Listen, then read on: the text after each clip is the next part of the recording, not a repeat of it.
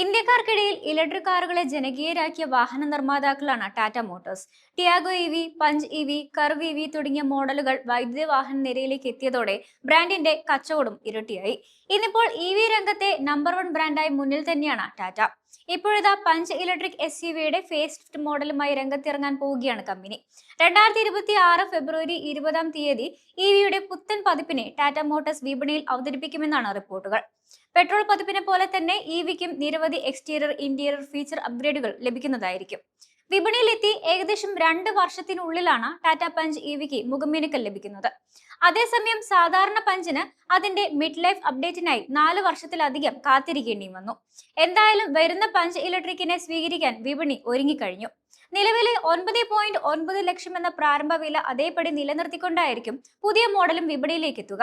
Design വശം നോക്കുകയാണെങ്കിൽ പുതിയ ടാറ്റ പഞ്ച് ഇവിയിൽ ICE പതിപ്പിന് സമാനമായിരിക്കും എക്സ്റ്റീരിയർ ഉണ്ടാവുക. പഞ്ച് ഇവി ആയിരുന്നു ടാറ്റയുടെ നിലവിലെ ഡിസൈൻ ഭാഷ സ്വീകരിച്ച ആദ്യത്തെ മോഡലുകളിലൊന്ന്. അതുകൊണ്ട് തന്നെ വലിയ മാറ്റങ്ങളൊന്നും ഇതിലും പ്രതീക്ഷിക്കേണ്ട.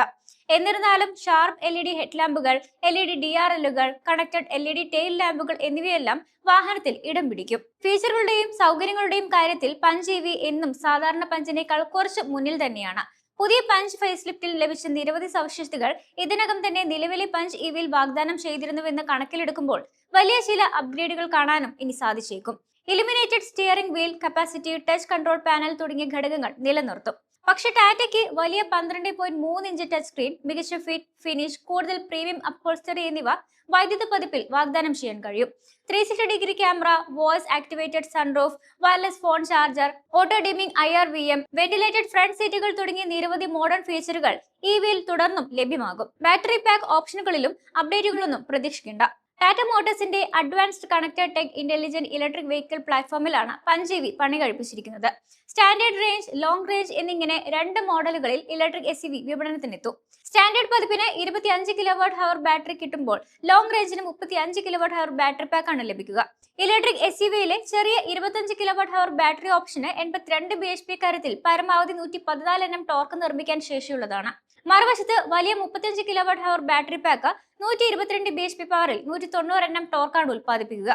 ഇലക്ട്രിക് SUV-യുടെ സ്റ്റാൻഡേർഡ് റേഞ്ച് വേരിയന്റിന് 265 കിലോമീറ്ററും ലോങ് റേഞ്ച് പതിപ്പുകൾക്ക് 365 കിലോമീറ്ററുമാണ് ടാറ്റ പഞ്ച് ഇവി അവകാശപ്പെടുന്ന റേഞ്ച് കണക്കുകൾ. മോഡലിന് 9.5 സെക്കൻഡിനുള്ളിൽ 0 നിന്ന് 100 കിലോമീറ്റർ വേഗത കൈവരിക്കാൻ കഴിയും. മണിക്കൂറിൽ 140 കിലോമീറ്ററാണ് ടോപ്പ് സ്പീഡ്.